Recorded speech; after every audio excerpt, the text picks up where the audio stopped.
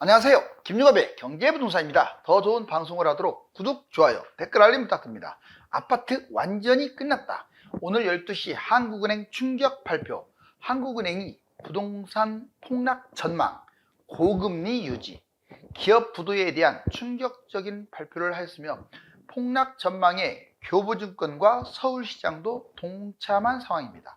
원래 집값이 크게 하락하기 위해서는 경제위기가 터지거나 사이클상 대세 하락으로 접어들 때 가능한데, 최근 70% 이상의 구축 아파트 위기와 PF 폭탄, 인구 감소와 공급 폭탄 등이 집값 하락의 불쏘시개가 된 것입니다. 그렇지만 부동산은 양극화가 이어진다는 점도 명심해야 합니다. 유료 상담은 010-2626-6276, 제가 직접 메스타임과 입지를 추천드립니다. 지금 바로 전화 주십시오. 아파트 완전히 끝났다. 오늘 12시 한국은행 충격 발표. 자, 어떻습니까? 지금 아파트들이 계속 지금 급매로 붕괴되는 이 놀라운 사실인데, 먼저 한국은행 2025년까지 집값 하락, 경기 침체 경고, 오늘 몇 가지 12시에 몇 가지 전망을 같이 제시했습니다. 상당히 중요한 내용들이에요. 어떤 충격 발표냐? 먼저 폭락을 전망했고요. 자, 2015년 수준으로 또 한 번 언급한 거예요. 예전에도 했었죠. 집값 소득 대비 60% 거품이다. 그럼 60%가 폭락을 해야 한다는 건데, 그러면 10억짜리가 4억이 되게요? 자, 2025년까지 내릴 것으로 전망을 하고 있어요. 주택, 실물 경기 모두 다 안 좋다. 동반 하락이다. 2024년 하락 예상. 올해는 당연히 하락을 전망하고 있습니다. 부동산 침체로 하락이 계속 이어질 것이다. 자, 고금리, 그리고 한국은행이 또 금리, 오늘 기준금리도 동결 시켰잖아요. 23년 1월부터 지금 16개월간 3.50%, 지금 3.50에 멈춰 있어요. 고금리는 장기간 유지할 것이다. 왜? 물가가 높아요. 지금 당연히 고금리, 고물가, 고금리 기조를 유지하겠죠. 취약계층 위기입니다. 이 고금리가 지속이 되면 영끌을 한 사람이라든가 소상공인, 다중채무자, PF 관련된 기업들 위기 맞게 되겠죠. 이제 기업 부실도 또 하나 터졌어요. 보면 기업 부채가 2,734조, 그것도 부동산에 지나치게 쏠려 있어요. 부채가 연 8%나 급증했습니다. 선진국보다 2배 이상 부동산 빚이 많아요. PF 구주주 정도 한다고 이제 본격적으로 하겠다라고 금감원이 선언한 상태죠. 지금 한국은행은 계속해서 건설사 비은행권 대출, 연체율, 이 세 가지예요. 건설사, 비은행권 대출, 연체율, 부도 증가 가능성이 높아졌다. 자, 이제 아파트 완전히 끝났다. 주요 기관, 이게 2015년 수준으로 낮춰야 한다는 한은에 이제 충격적인 보도서를 내놨었는데, 한국은행만이 아니라 교보증권과 오세훈 서울시장도 또 한 차례 동참하죠. 자, 집값 2015년 수준, 한국은행. 집값 소득 대비 지금 2015년 수준이 적당하다. 현재 2배 이상 비싸다. 출산율이 0.75명인데 세계 217개국 중에서 꼴찌예요. 그럼 이 출산율을 높이기 위해서는 집값이 2배는 떨어져야 한다 이 말이에요. 50%로 추락을 해야 한다. 그래야 1.6명대로 진입한다는 계산이 나옵니다. 2015년 아파트 평균 이렇게 된다면, 한국은행의 전망대로 된다면 강남은 평균이 10억일 것이고 서울은 5억이고 전국은 2.5억 정도가 되겠죠. 자, 교보증권은 폭락세를 계속 전망하고 있습니다. 최고가 대비 50% 하락할 것이다. 2028년에서 29년 3기 신도시 물량 폭탄하고 맞물려서 집값이 위험하다. 항상 경제 위기하고 물량 폭탄이 만나면 폭락을 하게 돼요. 2025년 이후까지 하락할 것이다. 역시 한국은행과 궤를 같이 하고 있습니다. 오세훈 시장, 문재인 정부 초기 9년 전 2015년으로 돌아가야, 2015년 이야기를 지금 다 많이들 하고 있어요. 여러분들 2017년도 아니고 15년? 그러면 대략 10억 기준으로 4억으로 떨어져야 돼요. 정말 많이 빠지죠. 10년 만에 4억짜리가 10억이 넘었다는 얘기예요. 집값 거품 3에서 5년간 떨어뜨리겠다라는 강력한 의지. 실제로 오세훈 서울시장은 계속 집값 하락을 뭐 빈말이든 진심이든 말하고 있어요. 급격한 경착륙보다는 원래 가격으로 환원하는 것이다. 원래 가격 환원이다. 자, 이제 집값 폭락 크게 세 가지입니다. 경제위기, 3대 위험, 사이클상 위험. 지금 경제위기 가능성도 있어요. 지금 우리나라 한국 경제위기, 지금 부채가, 민간부채가 너무 많아요. 가계 기업부채, 연체율이 많고 특히 PF 대출이 아주 위험하죠. 중국은 뭐 사실상 디폴트 빠졌다 이렇게 판단하는 국가들도 많습니다. 부동산 붕괴, 경제 침체 지속. 미국은 지금 상당히 금융이 불안해요. 상업용 부동산, 지방은행 언제 터질지 몰라요. 자, 3대 위험. 지금 고금리가 장기화된다는 게 제일 큰 위험이에요. 건설사, 개인, 연체, 은행 부실 이게 자꾸 늘어나고 있죠. 대출도 지금 제한하고 있습니다. 가계부채, 연체율 받기 위해서 지금 대출이 줄어들고 있어요. 그러면 집값 하락 쪽으로 가겠죠. 수요가 주니까. 저성장, 경제성장률, 무역 수지가 지금 심각해요. 물론 2024년 들어와서 그나마 좀 긍정적인 쪽으로 가고 있는데 지켜봐야겠죠. 그리고 집값이 양극화로 가고 있지만 전국적으로는 하락입니다. 사이클 위험. 자, 10년 폭등 후에 3에서 5년 폭락한다. 예전에 보면 91년, 09년, 그리고 2021년 꼭지 찍고 이렇게 꼭지 때 이렇게 떨어졌어요. 4개 바운스라고 오래간만에 들어보시죠? 미국, 캐나다, 호주, 한국이 연동할 것이다. 근데 조금 예외로 지금 미국, 캐나다가 신고가를 찍고 막 날아가고 있거든요. 집값이. 자, 이게 서울에 또는 대한민국에 어떤 영향을 줄 것이냐. 제 생각에는 양극화에 영향을 줄 것 같아요. 대한민국의 집값이 다 뛰는 게 아니라. 자, 그리고 주요 지표, 거래량, PIR, 인구, 공급, 가계부채. 바로 이런 부분들을 봤을 때 위험하다. 자, 수도권 실거래가, 그러면 사례. 말만 그러지 말고 한번 실제 사례를 얘기해봐라. 물론 이거 써진 다음에도 또 거래가 또 된 것들도 있어요. 자, 먼저 구리인창동의 성원 2차 아파트 6.7억짜리가 3억. 세상에나 56% 마이너스. 용인 대주피올의 자 2단지 14.9억이 7억. 53% 마이너스. 그 다음에 힐스테이트 다산 10억이 5.1억. 49% 하락. 와, 다산 유승 한내들. 자, 9.75가 5.5, 44%. 시흥 100옷 호반 서밋 10억 정도 갔던 게 5.89억, 41% 하락. 인더원 대우 84. 자, 30평대 11.35까지 갔던 게 6.65. 어떻습니까? 전반적으로 봤을 때 거의 50% 언저리로 빠진 것들이 많죠. 물론 이제 지금은 전반적으로는 조금 바닥에서는 회복한 상황이지만 아직도 회복 못한 것들이 있어요. 그걸 잘 고르는 게 옥석을 잘 가리는 거죠.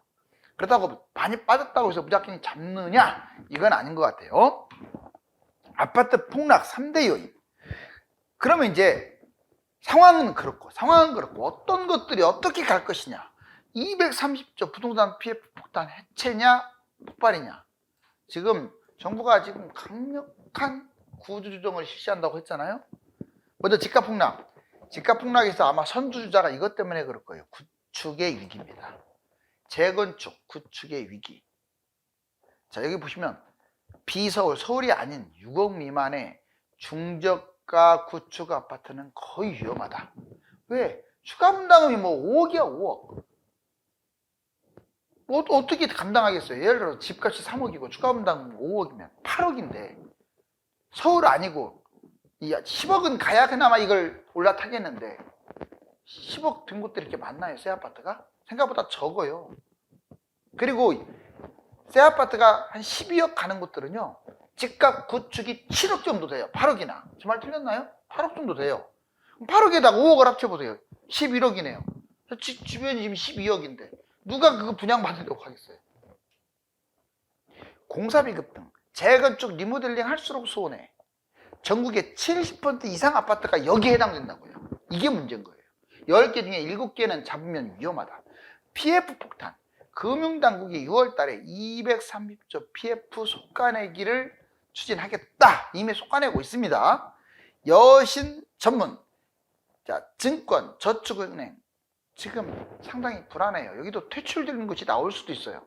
평가 등급 4단계로 나눠서 경공매, 자율매각, 특히 경공매 4단계에 해당되는 것들은 그냥 구조조정, 퇴출시켜버리겠다 이런 뜻도 돼요.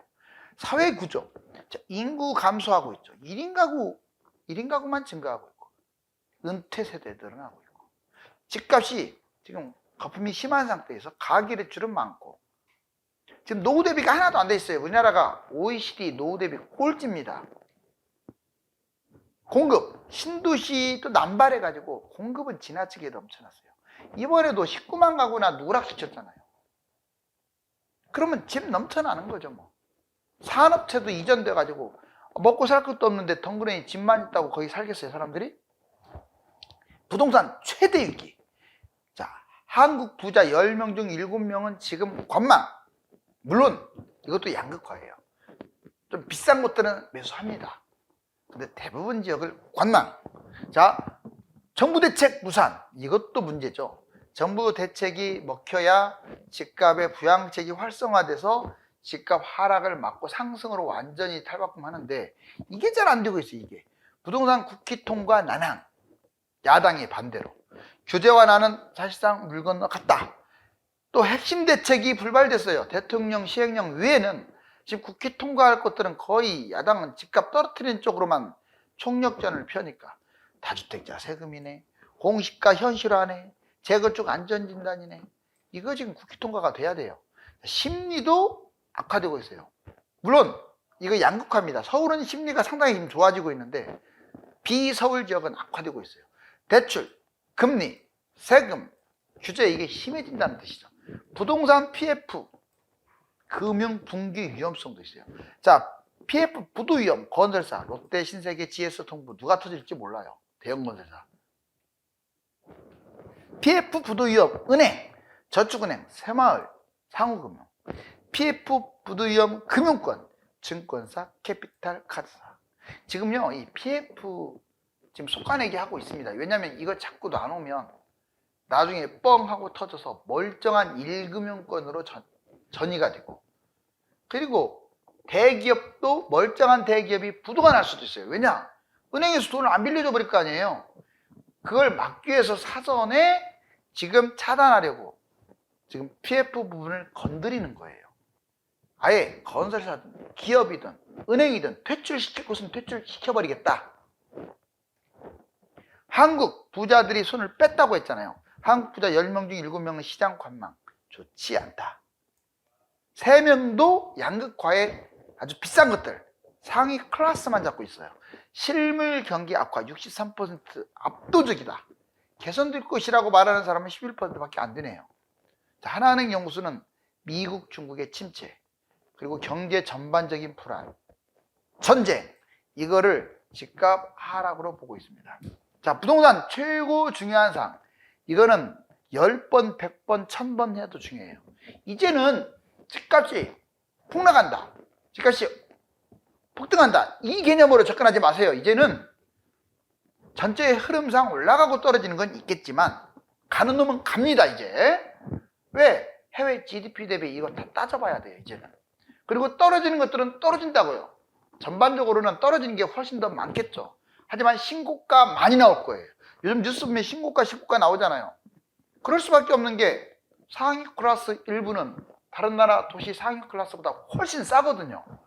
근데 평균적으로는 비싸요. 당연히 폭락하겠죠.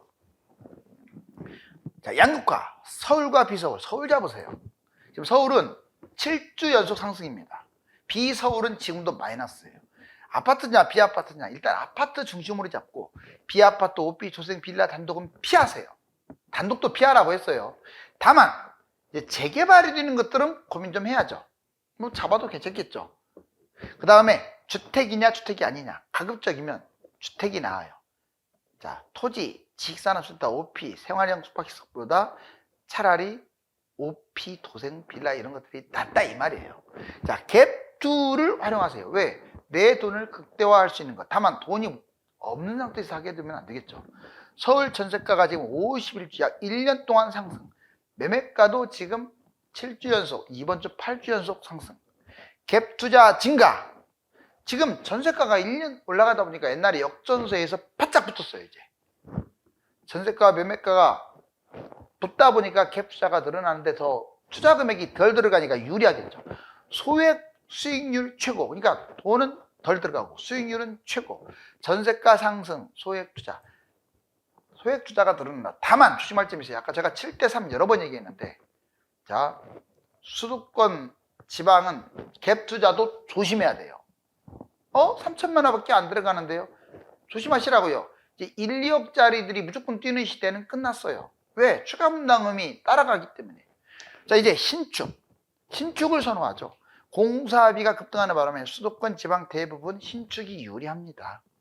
구축은 빈집으로 전락할 가능성이 커요. 수도권 지방 상당수 빈집 전락. 자, 아파트가 그렇다는 겁니다. 꼭 이렇게 단독이나 뭐 시골집이 그렇다는 얘기가 아니에요. 자, 서울 전체는 괜찮을 것 같아요. 구축도. 그리고 수도권 상급지도 구축은 괜찮아요. 재건축은. 왜? 비싸니까요. 괜찮은 정도가 아니라 오히려 재건축, 비싼 곳들은 재건축이 신축보다 훨씬 나아요. 왜? 더 갈 거니까요, 나중에. 추가 분담금 업고 가버리거든요. 지금은 신축이 30억일지 몰라도, 자, 추가 분담금 내고도 10억, 20억이 더 뛰는데, 이번에 아파트 미래 세 가지 폭탄. 빈집 1000만 채. 정말 어마어마합니다. 빈집이, 실제 빈집은 200만 채고 계속 늘어나고 있어요. 200만도 충격적이죠. 다주택자 본인 것 빼고 500만, 700이네요. 법인 100만, 800. 분양은 지금 잉여 재산, 잉여 주택이라고 할 수 있어요. 200만 채, 합이 1000만이에요. 여기서 끝나는 게 아닙니다. 지금 은퇴자가 1000만 명인데 돈이 없어요, 돈이. 자, 보세요. 1923년 1천만 명.